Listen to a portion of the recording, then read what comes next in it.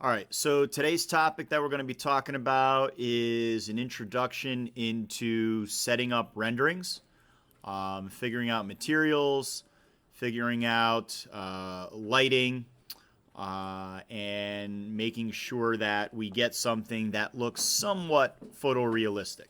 Okay, now the rendering engine in AutoCAD is not the greatest, and all depending on the type of lighting that you use will kind of change your rendering output. All right, so first thing I want to do is just to have something to play around with is I'm going to change my my UCS, my perspective here, and I'm going to put a couple of primitives. I'm going to select the cone, and doesn't really matter. I'm going to select a cone. I will select a cylinder.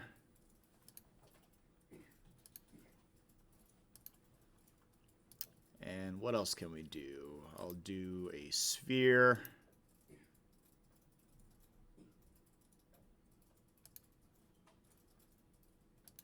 And let's do a box.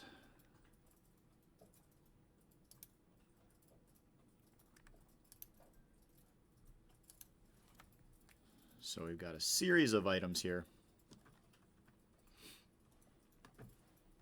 Okay, and I'm going to change out of my 2D wireframe and go to conceptual for right now.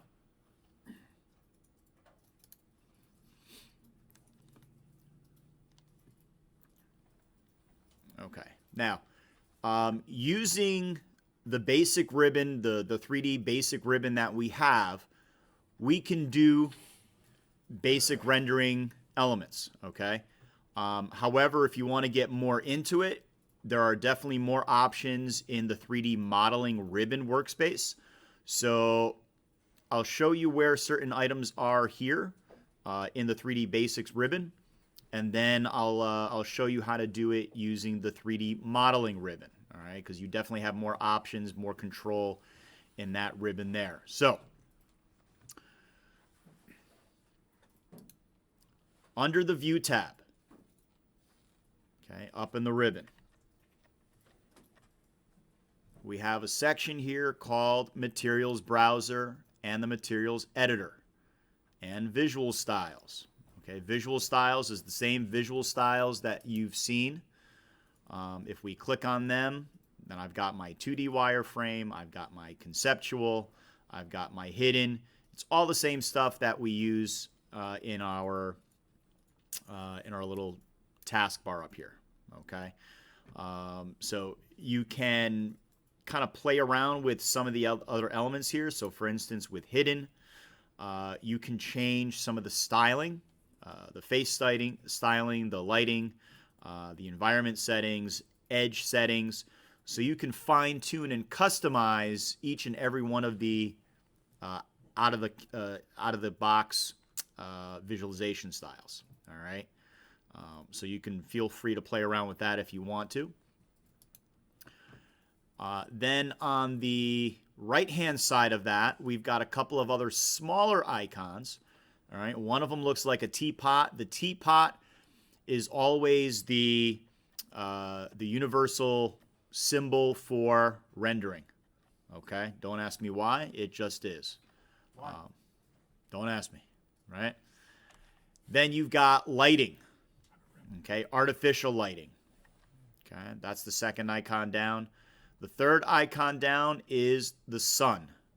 All right. So in terms of lighting, we have three lighting schemes. We have the default lighting scheme, the sun lighting scheme, and then artificial lighting scheme. All right. So playing with lights can be a little bit challenging to get it right, especially when you're dealing with certain materials. And we'll sort of get into that a little bit. So first things first, the materials browser. Okay, that's the very first thing that I want you guys to click open. And clicking open on the materials browser, I'm going to open this up, slide it open a little bit so that we have a little bit more room to see what we need to see. I'm going to slide open the name, the type, and the category. Now, The materials browser is split up into two sections. The upper portion is document materials. All right, these are basically materials that have been loaded into this particular document file. All right, so my drawing number 1 with all this primitive geometry, the only thing that's in my document is this generic global material. Okay. The second part, the bottom part here, gives me a library. If I click on home, all right, then we have an Autodesk library. I'm going to click on that to open that up. And here I have different categories of materials: ceramic, concrete, some default basics, various fabrics, finishes, flooring, glass, right? The whole 9 yards. So for instance, if I were to do, let's say, stone, okay, I can left click on stone, or I can left click on granite or marble to be a little bit more specific. And we can, let's see, what do I want to do? I'm just going to go with straight up stone. Okay. So if you expand these categories here, all right, you can see exactly what type of material it is, the category that the material falls under, and the very specific name. Okay. Pull this in a tiny bit. So if I wanted some, let's see, large vein square stone. Okay. If I hover over it, I have two icons on the right hand side, two arrow type icons. Okay. The very first one is it adds material to the document. Okay. So in other words, if I click this arrow, it's going to dump it up into this top portion here. Where was I? The second icon, okay, if you hover over that, is basically going to apply it and put it into that document material section. Okay. When you apply it, though, you have to have an item selected. All right. So if I double left click on the material, all right, I have a material editor, and the material editor will pop up. All right. With the material editor, you can change various elements about the material. Okay. So first thing to notice is up on top is you have two tabs. There's an appearance tab and an information tab. Okay. The information tab basically gives you some simple information, the name, the description, keywords. So when you're typing or searching, texture paths, it gives you your basic path information to find reference materials. Okay. Under the appearance tab, you have a preview. Drop that and make it a little bit bigger. You have a preview of what that material will look like on certain types of mapping, I'll say. And I'll explain what mapping is. All right. So down in this bottom right-hand corner, there's a little drop-down arrow, and you can change the scene. So in other words, you can change what the material might look like on different types of entities or objects. All right, so if I change the scene to a cylinder, it might look something like that. On a canvas, on a plane. All right, so you can sort of set up the scene for glass curtain walls. So what that might look like in a simple preview type setting. Okay. Then underneath that, you have some reference information. There's an image. Okay, so it's a PNG image. Sometimes they're JPEG images. All right, but there is an image file that is referencing to make it look like this stone with large veins. All right, so in this material editor, you can actually create your own material, find your own JPEG, find your own PNG file, and create your very own material. Okay. The finish, this is kind of grayed out, locked out for us based on certain settings. but we can change the finish depending on the scene, depending on what our material is. All right. Then the next three categories is some more final details. Finish bumps, relief patterns, and tints. All right, so you can definitely click into the arrows, the little drop-down arrows, to get more information about all of this. The finish bump, this is known as a bump map, and a bump map is simply a high contrast image that mimics your material.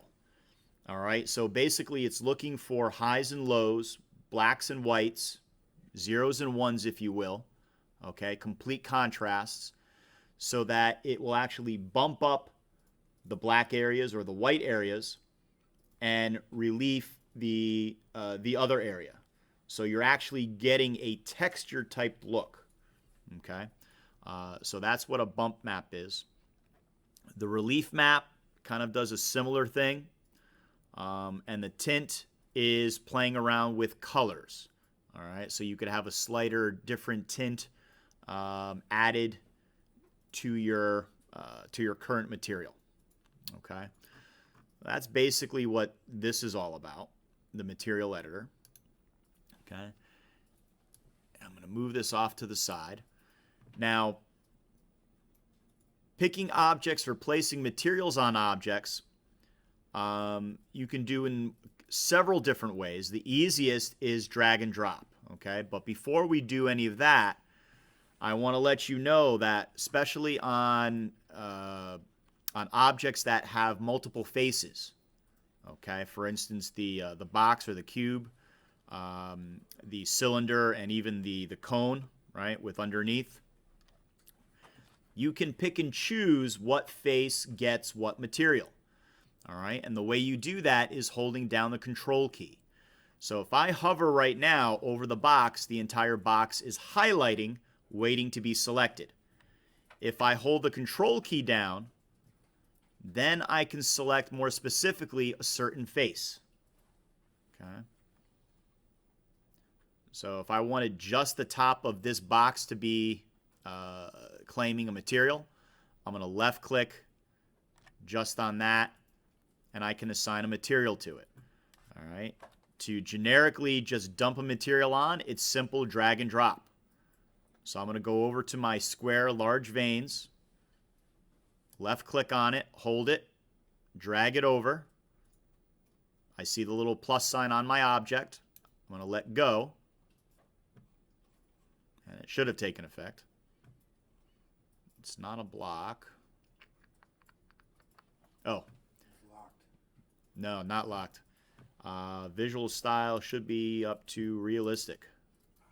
That might help. All right. All right. And I'm going to do the same thing. I'm going to choose choose something different. Rubble, river rock. All right. So I'm going to click on that, drag it over. This time I'm going to hold control. Okay. And maybe I'll apply river rock to this face around the edge. So I've got river rock around this edge. I've got large square veins on this entire block. Now, it doesn't look that great, okay? It doesn't look that great. The reason for this is only a simulation of the material, okay? And you have to really understand that. It's a simulation of the material to make it look like the material, and until it's rendered, it's not going to look realistic. Okay, so when you create a rendering will take all the physical properties of the material and apply the lighting. It'll apply all the physical characteristics of that material and make the rendering look like a photorealistic image. Okay, when you're applying materials just in the model space right now, it's going to give it a look or a simulation of the material, but it won't be 100% complete. Okay. So one more time, I'm going to add something else to the top of this surface here. I'm going to switch to, let's see, I'm going to go, maybe not finish, maybe fabric. And I'm going to say burlap. I'm going to try burlap. So I'm going to left click, hold it, drag it over. I'm going to hit control so I get that top surface. And I've applied some burlap to that. Okay, so again, simulation of the material, not photorealistic at this point in time until we render. Okay. Does it make a difference if I have every image locked? Burlap is neat. What do you mean? No. They all should be locked. They're basically saying that the library is locked. All right, so that you don't remove things from the library, because it's a library for everyone to share. So if once you remove it, then it's going to be gone from your library forever. So you want to have this stuff locked, okay? Right. Make sure that your visualization style is set to realistic.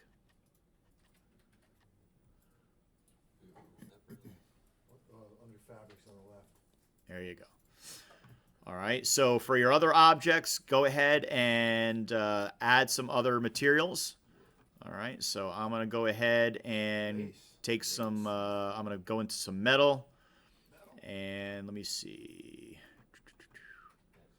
Checkered plate, chrome, copper. Let's see. Gold foil. Maybe I'll do some gold foil on the ball. And some knurled material all over that. Yeah, it's going to be dark. Again, the coloring, the lighting is not going to be exact. Okay? Metal. So I'm going to X out of this. Okay, and if you guys want to, you can go into perspective mode. Remember, going into perspective mode, you can right-click on the view cube and then just select perspective. That'll give you a little bit of a background, a little bit of a sky scene. Move this up a tiny bit. Have it floating a little.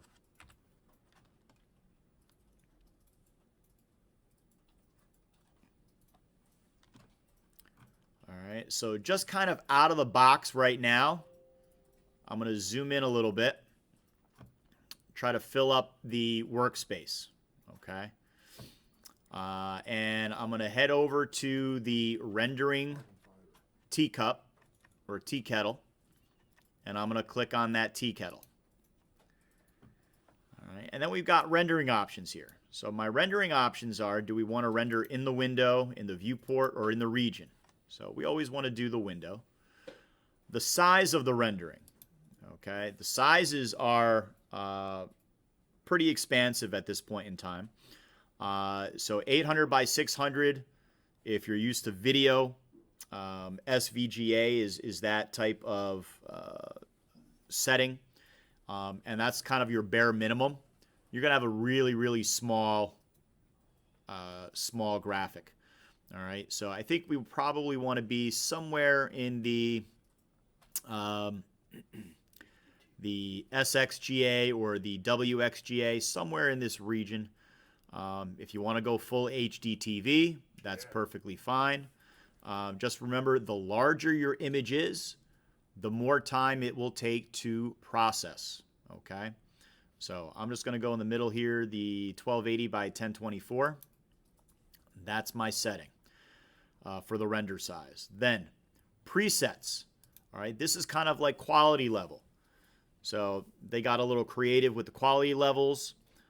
They have a low quality, medium quality, high quality, coffee break quality, lunch quality, and overnight quality.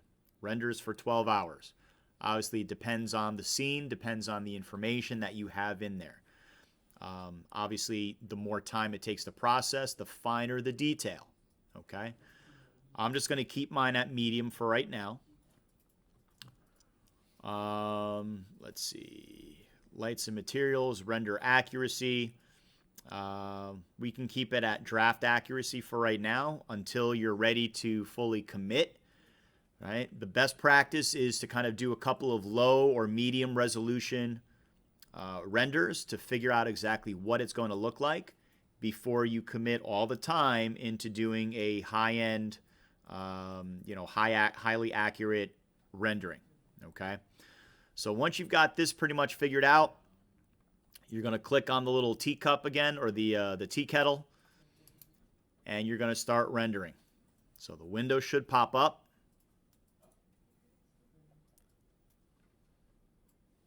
And there's my render. Okay, now with this rough, I can see where the lighting is. I can see some information about materials. But again, it's not great. This is just the default setting. Okay. So I'm going to click out of this and click out of my render window. And I'm going to switch over to the workspace that I really want to play in, okay? So I'm going to go down to the bottom right-hand side to the little gear, and I'm going to change to 3D modeling. Yeah, so 3D modeling gives me much more information. Basically, it takes all the information that we had in the basic model and lays it all out appropriately for us, okay?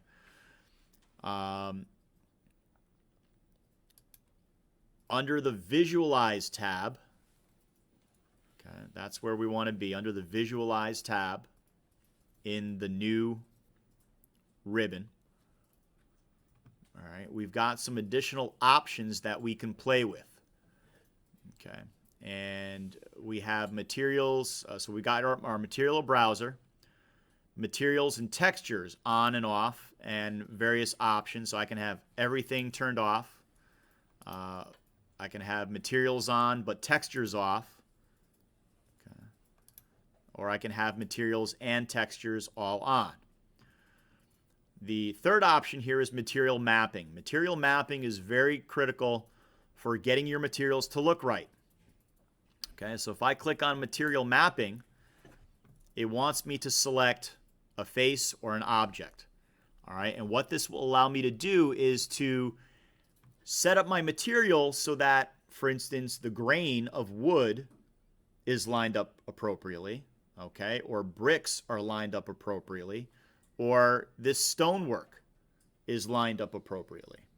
Okay, so I'm going to left click on my cube and I'm going to hit enter. And what you should see is sort of an extension of the gizmo. All right, and it says accept the mapping. I don't want to accept it just yet. I have down in the command line, I have some other information. I can move the mapping, I can rotate the mapping, I can reset the mapping, or I can switch the mapping mode. So what AutoCAD will try to do is it'll automatically try to place the map based on your object. Okay, so I'm going to check with switch mapping mode, and right now it's set to planar. Okay, so I want to make it box, and it'll give me a more box type map, so it'll wrap itself around the box. Okay, you've got some arrows. Okay, these arrows will allow me to, I'm going to turn my snaps off so it's a little bit smoother. But you can see how you can change the material or the mapping of the material. Make it more dense, more compact. You can change the tiling. So if I wanted more tiling, I can squeeze it one way. If I wanted less tiling, make it fit, you know, one panel, I can make that happen. All right, and you can even stretch the grain and move the grain. You can scale the grain.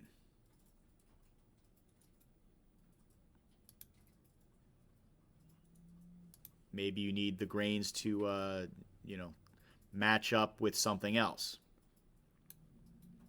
A different face, let's say.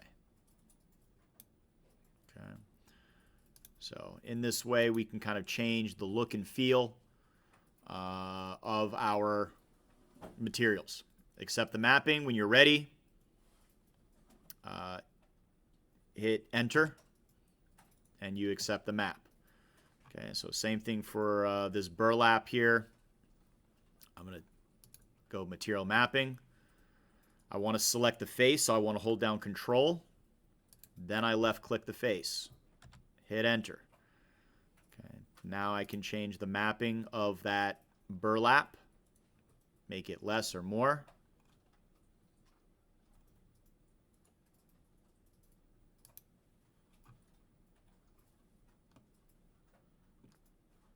I can rotate the mapping. So if I wanted to turn it a specific direction, I can do that. That's just going to stretch it out. And I will accept that mapping there. And I think my knurled surface, no. Material mapping, I'm going to hit Control, select the cylindrical face, hit enter. Kind of find out where this mapping should be. And I need to probably switch the mapping mode to cylindrical.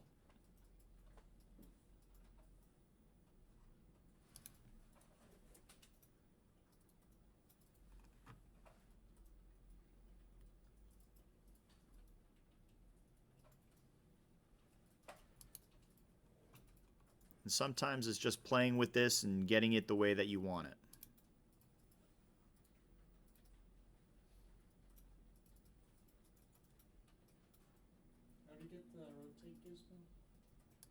So down in the command line, you'll have an option to rotate. You can just hit R, enter.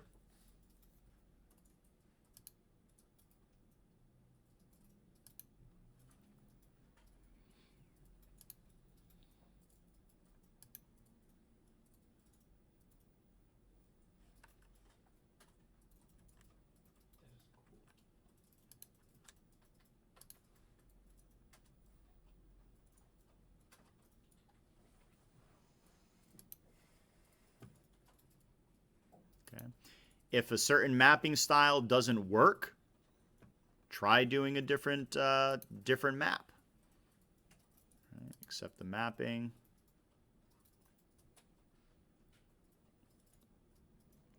I already forgot what material this was. I was thinking it was river rock, but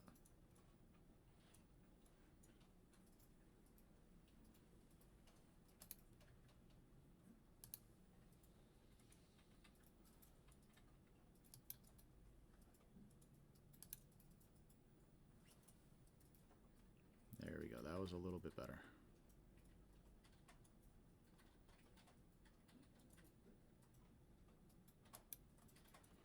All right, so now I can actually see the river rocks. So sometimes just playing with it, making sure that it looks okay. All right, so I'm going to hit enter, accept the mapping. Bless you. All right, and then I'm going to try to re-render again. So I know that this is already dark in the back. So I'm going to try moving this up a little bit.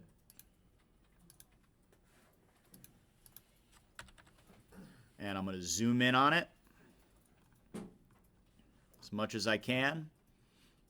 And click my little teapot.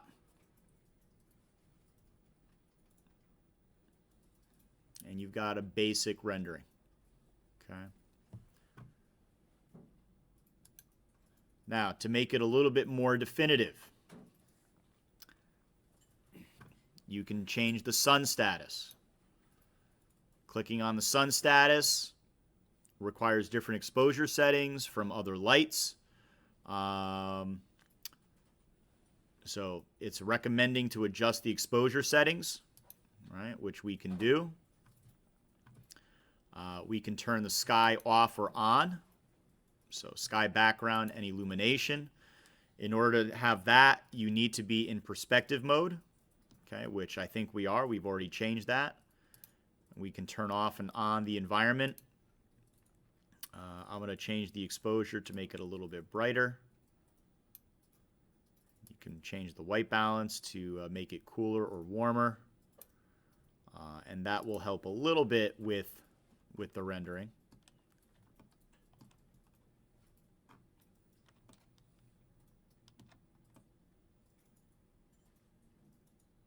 Set it up something like that. Check my little teapot. I've got a little bit more light. Okay, still not great. But to make it look good, you have to add lights, and you also have to add what I like to call a studio setup. All right, that's the easiest way to make this look good. For a studio setup, you have to set up a floor and walls. Okay, so I'm going to go over to the Home tab, and I'm going to use the box tool to create a very simple box. And what I would suggest is to zoom out.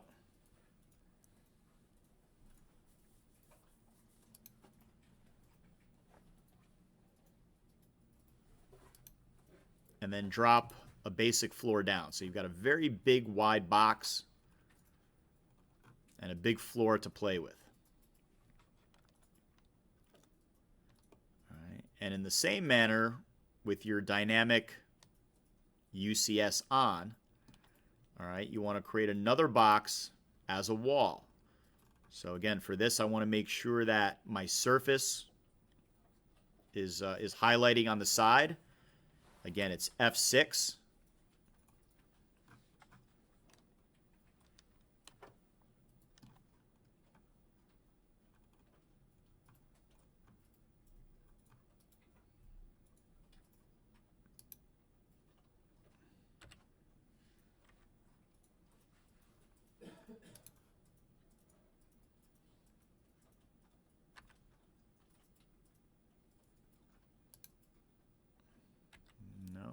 For some reason, it's not letting me try this side here.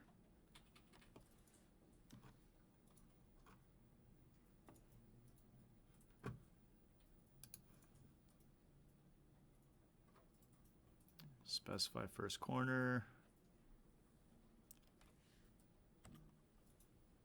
There we go. I highlighted that side.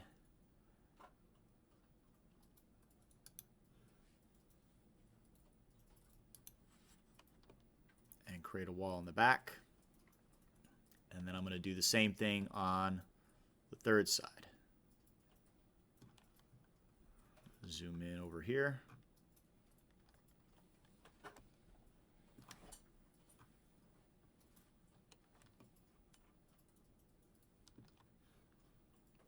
Go to my box.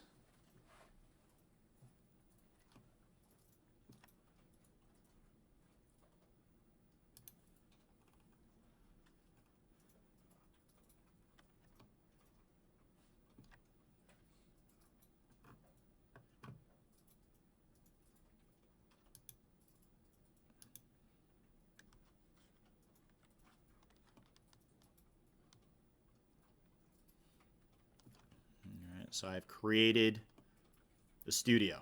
I've got a floor. I've got walls to reflect off of. All right, and now I can position these items as I need to.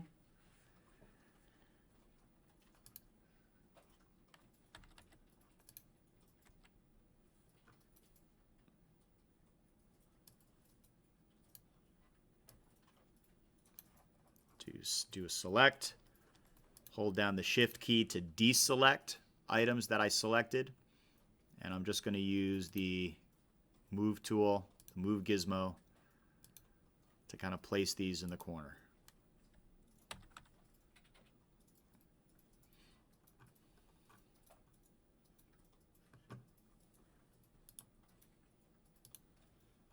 Change back to parallel. Again, right-click on the view cube, select parallel.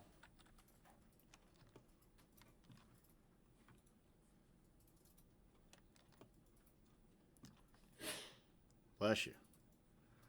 All right, so if I zoom in on this and now try rendering, all right, we'll see if we're getting any better lighting. Go to the Visualize tab and render. Still dim because it's just using the ambient light.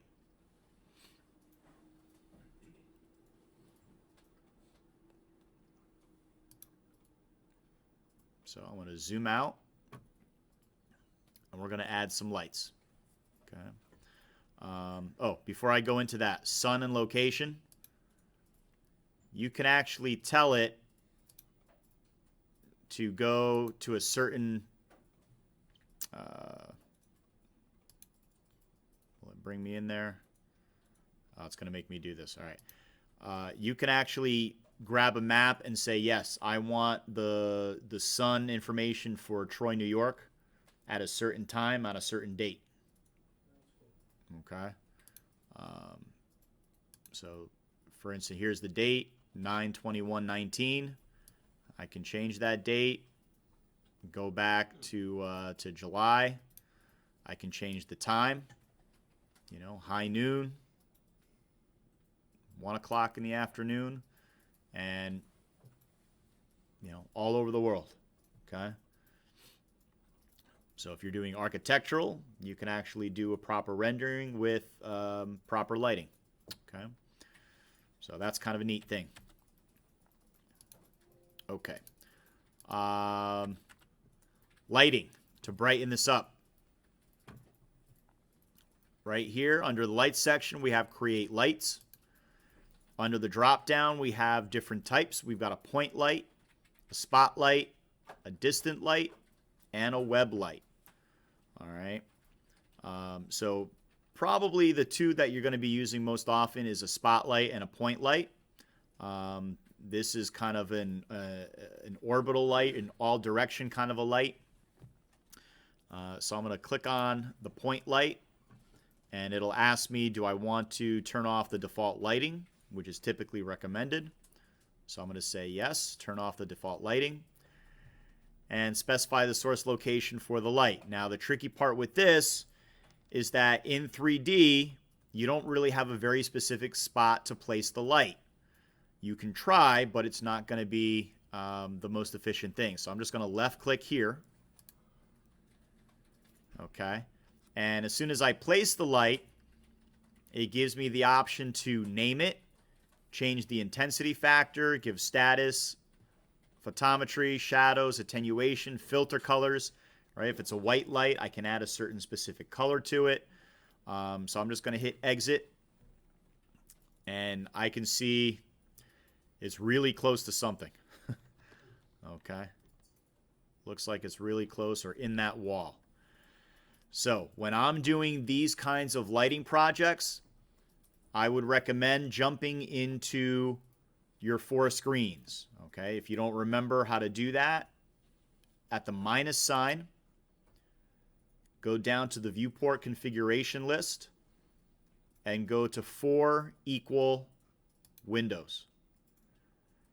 Okay. And by doing it this way, you can set up each frame to be a different view. So you have more control over your lighting. So this top left window, I'm going to go to the view cube and hit top view. All right. Already I can see where it is. In the bottom left window, I'm going to hit front. On the bottom right, I want to make this a right view. And then I'm going to keep this 4th window its perspective. All right, so now I have a good idea. Left click in the window and use my gizmo.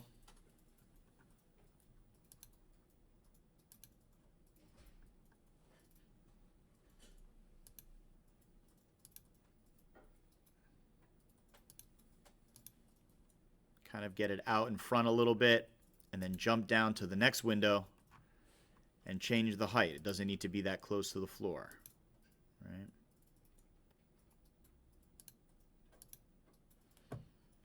And in my right view, left click in there, This looks okay. And then I go to my perspective window. With my perspective window, this is the window I'm going to zoom in on.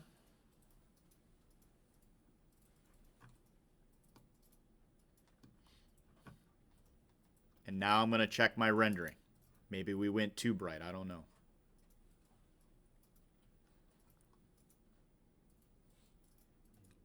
Little too bright. Okay, so options at this point.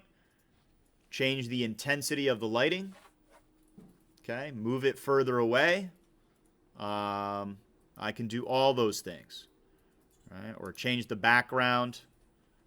Right. Go to my material browser. And let's say maybe go to flooring. I'll add a bamboo floor to the bottom here. And let's see. Paint.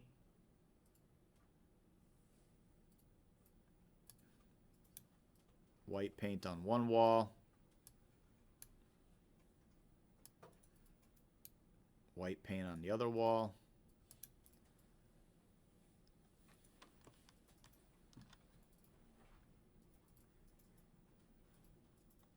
Do a quick render check. There you go. That doesn't look so bad now. Okay, so a lot of elements here. Playing with mapping, playing with your materials, playing with lighting, and setting up your scene. Okay?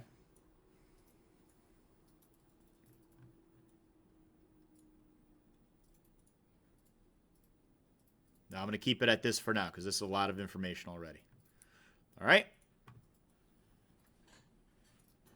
Good.